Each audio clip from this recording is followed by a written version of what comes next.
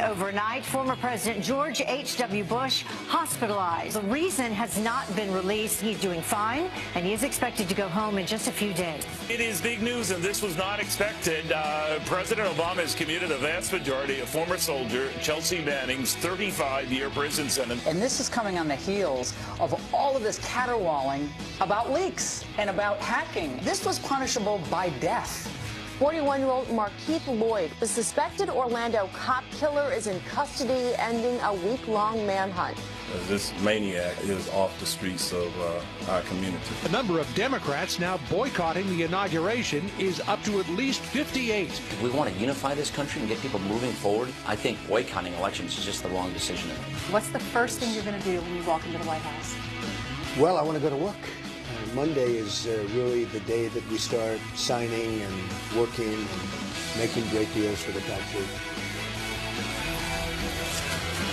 Everywhere around the world, they're coming to America. Every time that flag's unfurled. Sing it, Neil. Hello. Right.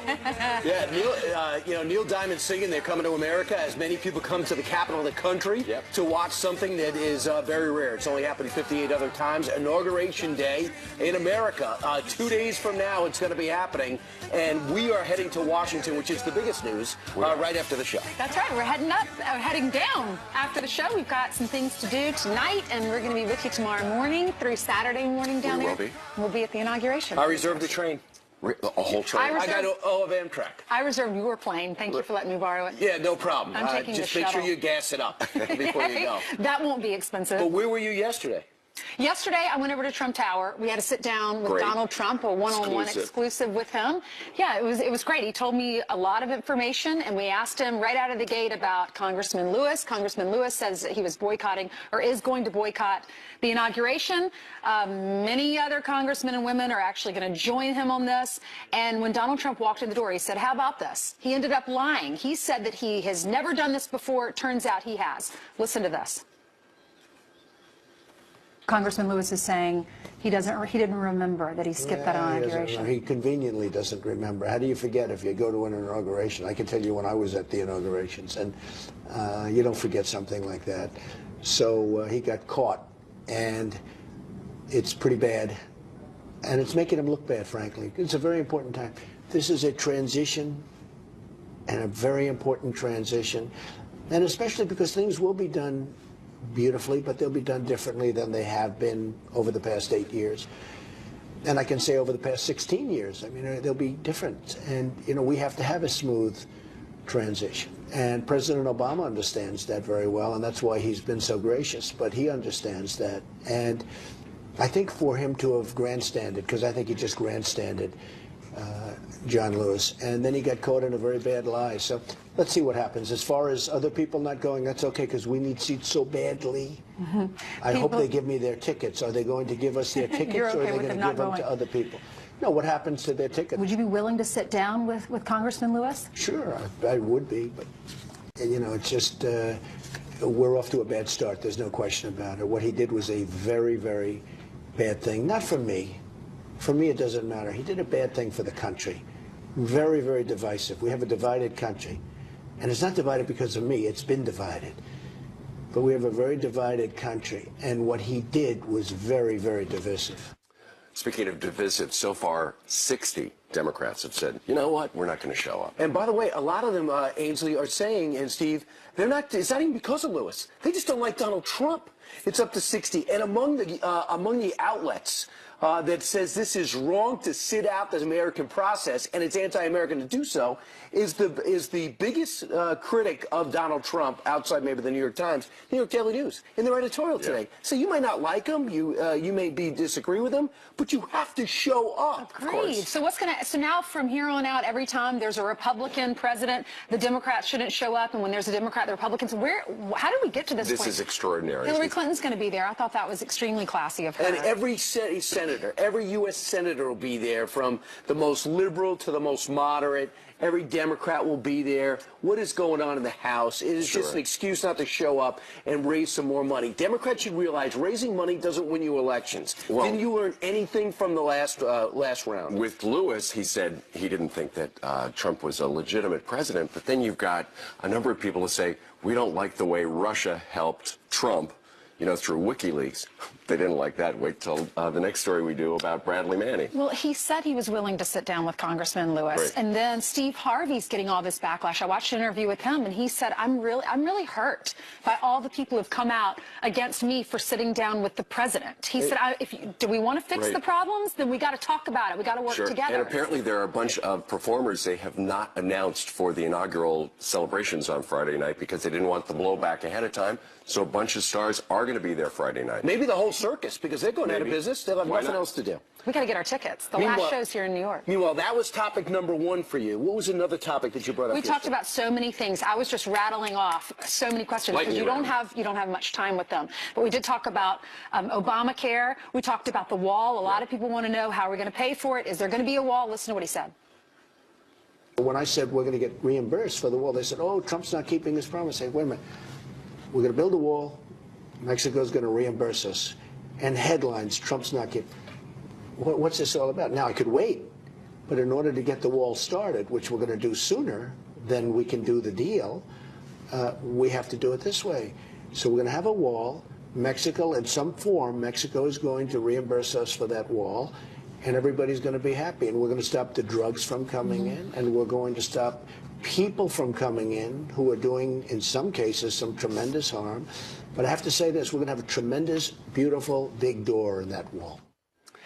He said he's not going to separate families. So many people are worried about that. He's going to let the good folks stay. It's the criminals. But there will be a wall. There will be a wall. But what you just said is interesting, because one of the big debates on when it comes to legal immigration for the people here is there a pathway to citizenship? And for the most part, he's couched it and said, let's worry about the criminals first and secure the border second, and then we'll worry about the people here alone. If he tells you the people here are going to be able to stay with their families, there's a pathway to citizenship. He said, I'm going to have a heart. I will have a heart when it comes to making these decisions. But we've got so much more of that interview, more of it coming up in 25 minutes. We're going to play it throughout the morning. We talk about some fun things, too, like what the speech is going to be like, the first night in the White House, that kind of thing. Speaking of heart, is that the reason President Obama gave clemency to, when he was the leaker, he was Bradley Manning. Now she is known as Chelsea Manning, the transgender ex-Army intel analyst, sentenced to 35 years in Leavenworth. And he's getting out in May. It looks like it after 7 years. And a lot of people are saying it is completely inappropriate. That man, woman is a traitor. Well, Mike Baker was on Fox and Friends First earlier this morning saying this guy or she, I should say now, is responsible for the death of individuals by leaking information about our military. Other countries get that information, and people have died as a result. Our reputation as an army, because of this clown released information, top secret information, because he was depressed while serving, of our downloads of Iraq and Afghanistan war logs, and got half-baked video out there that made it look as though our guys were out there indiscriminately killing Iraqis and Afghanis, and really got people in a lot of jeopardy. And when our informants in Afghanistan in particular had their identities outed, there was a mass killing spree by the Taliban inside Afghanistan. This was an outrage. It began in 2010. It was exposed. It was headed over to WikiLeaks. WikiLeaks became a national, international scourge and name, and really gave birth to them. After that, Edward Snowden uses them as a dump, and after that, we all know what happened with WikiLeaks. But yet, it didn't seem to matter to Barack Obama yesterday, and it raised bipartisan outrage. Listen.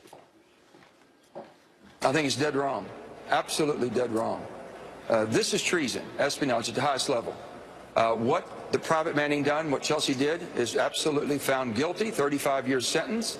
Should full out that sentence, should basically serve that sentence out. Chelsea Manning pleaded guilty to very serious crimes, leaking highly classified information that put at risk the lives of our troops and our diplomats, our intelligence officers, allies who have helped us around the world. It caused serious national security harm, and what President Obama has done today is going to cause harm as well. I'm really surprised that the president took this action, and I have concerns about what message we send about ultimately revealing sensitive national security documents. And in case you think this is political byplay, the U.S. government confirmed that this material that was leaked out by Bradley/Chelsea Manning was found in Bin Laden's lair when they were there. He requested you know what's to interesting see about it. this? What's interesting is the Democrats, he's giving clemency as a Democrat to Bradley Manning or Chelsea Manning, yet the Democrats are the ones complaining about WikiLeaks. That's right. Turning this election in Donald Trump's favor. And the need for intelligence to not be shared. I wrote this down. A prominent blogger wrote this.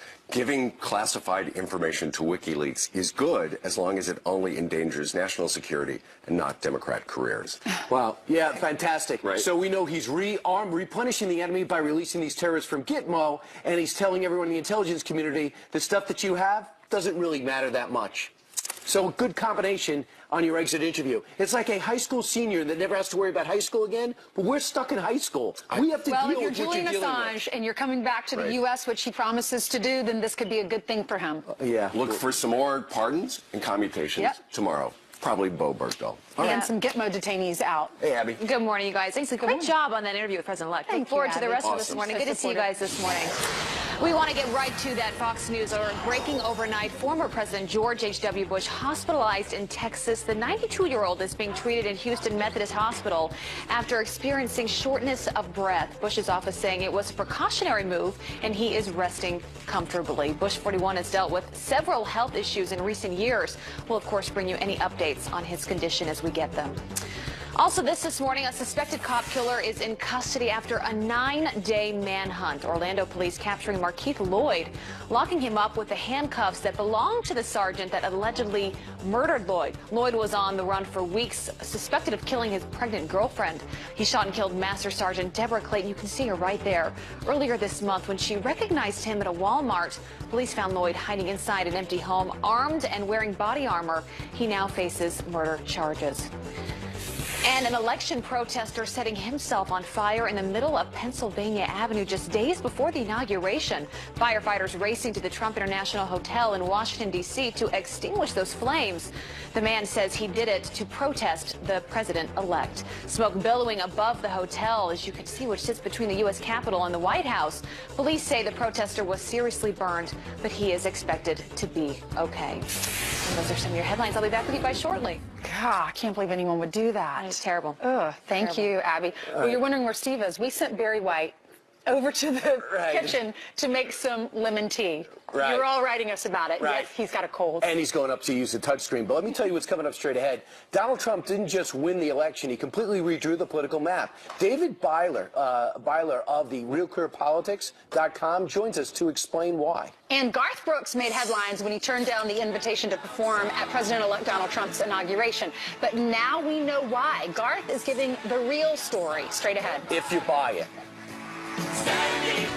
Well, he defied the polls, the pundits, and the predictions. Donald Trump not only won, he redrew the political map. But how did the president-elect do it? And what does it mean for the country going forward? Here to break us down is the elections analyst with Real Clear Politics, David Byler. Good morning to you, David. Morning. Thanks for having me. You know, before the election, everybody was breaking it down state by state. But as we look at how Donald Trump won, you look at it county by county. Yeah, so this map, a lot of red, a lot of blue, tells the basic story of the election. Essentially, you have Hillary Clinton and the Democrats winning in a lot of urban centers in places like New York or Boston. Hillary is blue. Yes, Hillary is blue. He Sorry is about red. that. Yes, yes. All right. You have her winning in urban centers, and you have her winning in some of the racially diverse areas, like the Southwest has a lot of Latino voters who favor Democrats. Well, there are black voters in the South. Let's go ahead and go into the South and take a look at that. Yeah, so the South is where some of the most important trends are. What you've seen in the South over the last 2 decades is white voters shifting from Democrats towards Republicans. You see that in coal country here, sort of southern West Virginia, eastern Kentucky. You see that in this part of Oklahoma. And essentially some of the things that we've been seeing is a long-term trend where rural and small-town white voters have moved sharply to the right over the last 20 years. Okay. That's been really important for Donald Trump. That continued, that trend, out in the West. But the flip side of that trend is that Democrats do really well in cities. So some of these states, like you'll see... in Denver. Yeah. Oops. Oh. I just helped you. Yeah, exactly. Around Denver, and this whole C shape in Colorado is one good example. Las Vegas, Nevada is another good example where Democrats have been able to win in big cities. That's helped them out in the West. But Republican strength in these rural areas has really helped them a lot when it comes to the Northeast and the Midwest. Those are really the key areas for Donald Trump to win. One more. Yeah, sorry about that. Okay, My fault. there you go. In the Northeast, what you'll see in Pennsylvania here is Hillary Clinton wins in Pittsburgh. Yep. She wins in Philadelphia. But this big sort of rural red part in the middle goes for Trump. That gives him the margin he needs to win the state that ultimately got him over the top to 270 electoral votes. I think we have one more map, right? Right, and this is actually the most important map. There you go. Yeah, sorry about Close that. This is the most important map, which is the Midwest. And you see essentially these rural areas in Wisconsin, all around Minneapolis and Minnesota, all through Iowa, in Ohio, in the Appalachian area, over in the Southwest region. All of these areas have a lot of working class white voters who previously might have liked the Democratic candidates like Bill Clinton, but have since moved right, and that's been a big part of why Trump was able to win. Indeed. And you know, the interesting thing about it, when you look at the whole country, it's pretty clear that the way Donald Trump won was he won more counties by a lot. Yeah, he won a lot of areas that just were outside of sort of these urbanized cores and very diverse stretches in the South and Southwest. The blue is her and the red is him. All right. David, thank you very much. Thanks for having me. Interesting stuff. All right, straight ahead on this Wednesday, President Obama commutes the sentence of Chelsea Manning after Chelsea leaked Army documents and betrayed fellow soldiers. So what do soldiers make of the move? Army vet, our own Pete Hegseth, is here next. Hello, Pete. And it's a women's rights march, but a women's group is banned from participating. The reason? We'll have you seeing red. All right, quick headlines now. The mastermind behind 9/11 attacks, Khalid Sheikh Mohammed, writing a letter to President Obama, reportedly complaining about Muslim oppression by the U.S. The letter delivered to the White House after being held at Gitmo for 2 years. Mohammed, KSM, is awaiting the death penalty, and we all can't wait for that day. And the Million Women's March to unite women against President-elect Donald Trump isn't as inclusive as you might think. The pro-life group, New Wave Feminists, booted as an event partner. Pro-choice protesters saying their type of feminism violates the march's unity values, close quote. Next hour, we're going to talk to a New Wave member to get her response. 24 minutes now after the hour. They wouldn't allow them to join in because they're not, by definition, feminists? Right. There were so many quotes in that lead. I felt I should have been doing this. We should have had you on camera. Well, the White House is announcing that President Obama has commuted Chelsea Manning's 35-year prison sentence for leaking classified documents. Now the former Army intelligence analyst is set to be released in May, on May 17th. Here to weigh in is Fox News contributor, Army veteran Pete Hegseth, who fought in Afghanistan and Iraq. This intelligence dump directly affected the men and women you fought with. As you pointed out, it is a document dump that Osama bin Laden himself sought because of how document-rich it was. Dossiers on the entire Afghan war, the Iraq war, our strategy, our collaboration with allies. He read through it because he wanted to understand what we were doing and how to counter it. What more can you say about treason and giving directly to the enemy something they can use against us and harms men and women on the battlefield? I mean, this guy's a traitor. He was sentenced to 35 years. He should serve every single minute of it. But it's actually perfectly telling of Barack Obama. He pled down for 35 years. Yeah, no, it's perfectly telling of Barack Obama. So he checks a lot of social boxes, transgender now, not Bradley anymore, now Chelsea, a cause celeb of the left, and who said he did it because he was troubled when he was in Iraq. And it's just the lawlessness. So you're saying that's why President Obama is giving him a pass? It's like a nice, cozy cause for him. Hey, let's help out Chelsea and WikiLeaks. It's all fine. Release whatever you want.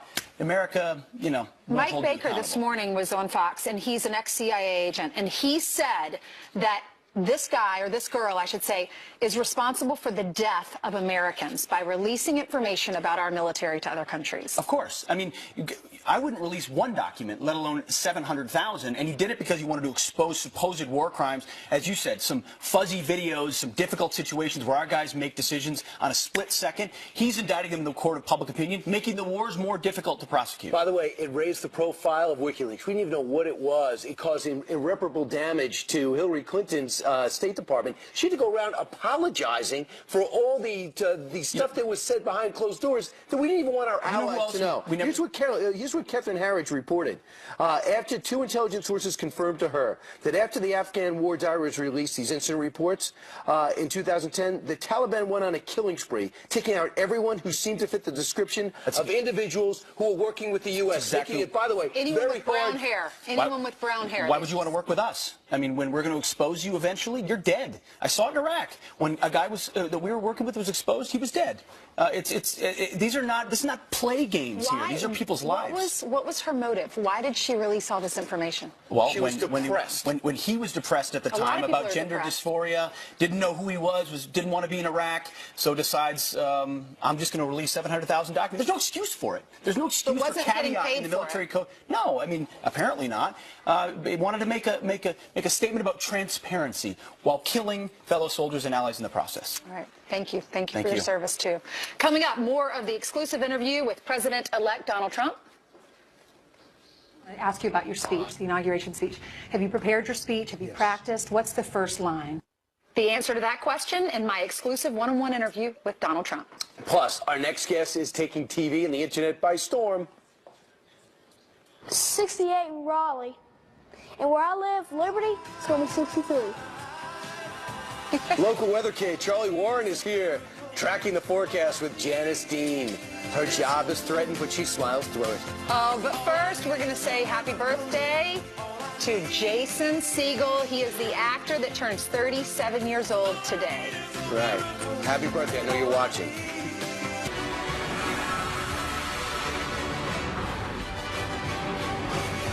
Well, the inauguration just 2 days away, and we've got an exclusive interview with our next commander-in-chief. Well, she did. Well, Ainsley visited the 25th floor of the Trump Tower to talk about the big day. Is that true, Ainsley? That is absolutely true. You want to listen?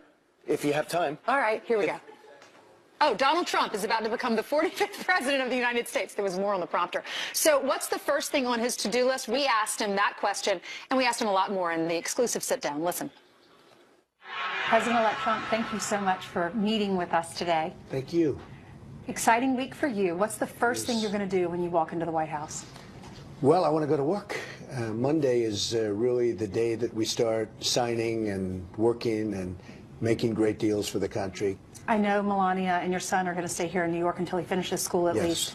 Will they be there with you Friday night, your first night in the White House? Will your whole family be there? My whole family is going to be in the White House. Barron and Melania and all of my children will be in the White House, which is sort of a tradition.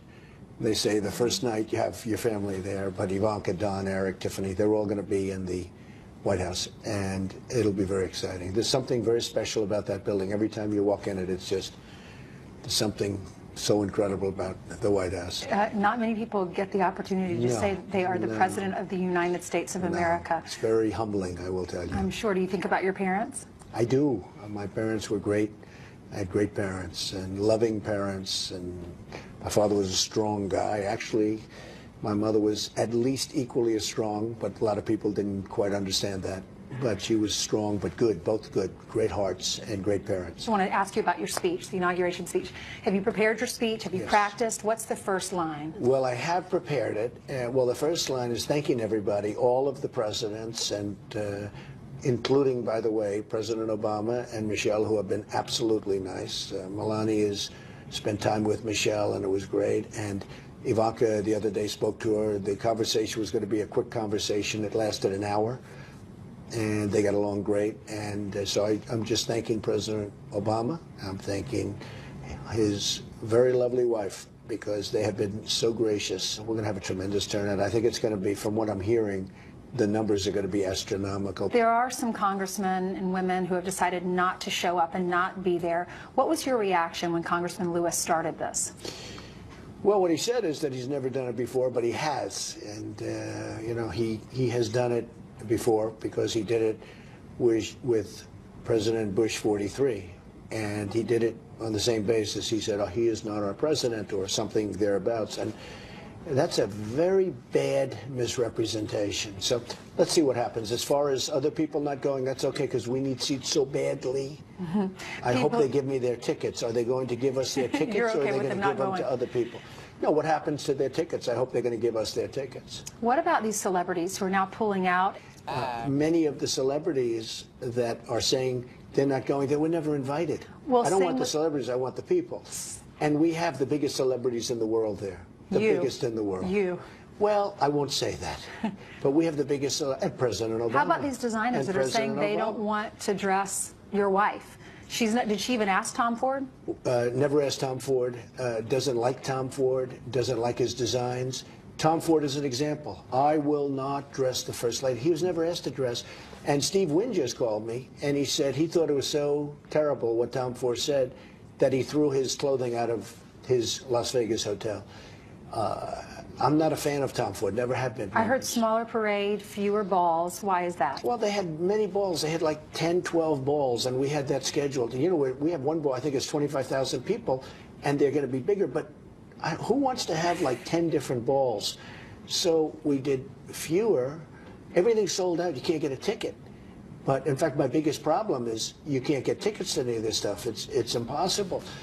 I was told some of the dress shops in Washington, you can't get a dress anymore. It's like it's just going to be an amazing weekend. It's going to be something special, and you will have crowds like they have rarely seen before. What about Twitter? Are you going to continue to tweet? Yeah. Look, I don't like tweeting. I have other things I could be doing, but I get very dishonest media, very dishonest press. And it's my only way that I can counteract. CIA John Brennan, he responded to your Twitter. You said, you questioned whether or not he might be the leaker. He's saying, no, he's not the leaker. What's your response? Well, I accept his, look, I accept it, but it came out of someplace, and it's fake news. It's all fake news. You know, I can say something about George Washington. I can say something about Abraham Lincoln. I can say something about you. I can, just fake news. And they shouldn't have been a part of it. They should not have been a part of it, because it's made up, never existed, never happened. And the reason I say that so strongly, because nothing's ever going to show up. There's never going to be a tape that shows up. There's never going to be anything that shows up. Now, I would be very embarrassed if a tape actually showed up saying something like that. It would be double embarrassed, because I'm saying there is no tape. There is no event. I was never even in that room for that period of time. They made stuff up, and it started with the Republican Party when they tried to beat me in the nomination, and then it went on. The Democrats took over that work, supposedly, and by the intelligence giving it credence, a little bit of credence, by just even talking about it, it was very inappropriate. So I don't know who the leaker was. I have no idea, but it's fake news. Press briefing room, are you going to move it? So we were going to move it because, well, for whatever reason, you'll have to explain this to me and everybody, but we get a lot of people showing up for press conferences, etc., including briefings. And the room is too small. So we said we're going to move it to a larger room in a nearby area, but, you know, not the same area. And the press went crazy. So I said, let's not move it. But some people in the press will not be able to get in because there's just too many. We'll make sure you get a seat.